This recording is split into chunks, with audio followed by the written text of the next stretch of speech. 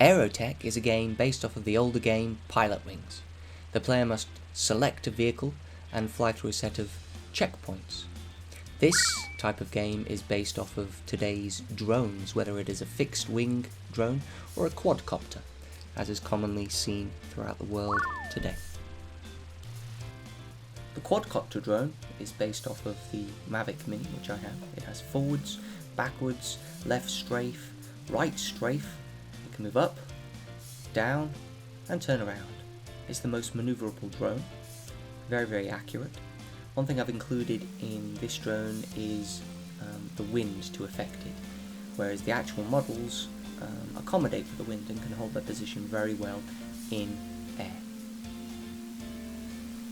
The drone also has the ability to change the camera direction, and there is also a flashlight on the end of this drone. It uses two cameras, and both are linked together so that when you flip between the two, you're still looking in the same direction. This can be very useful for landing the drone on very difficult spots.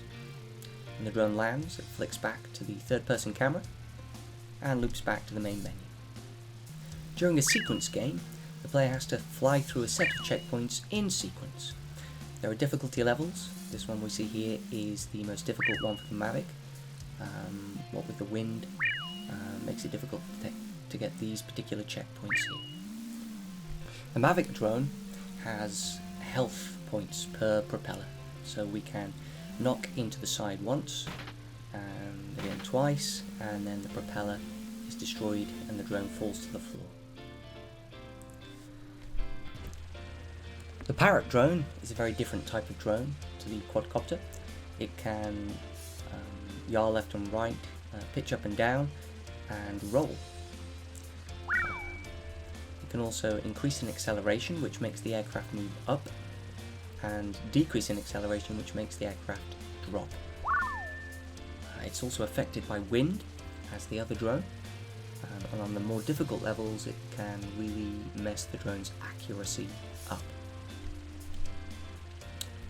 Both drones have the ability to change camera, and this gives a bigger map, which is much easier to read in locating the next checkpoint, which is marked in yellow.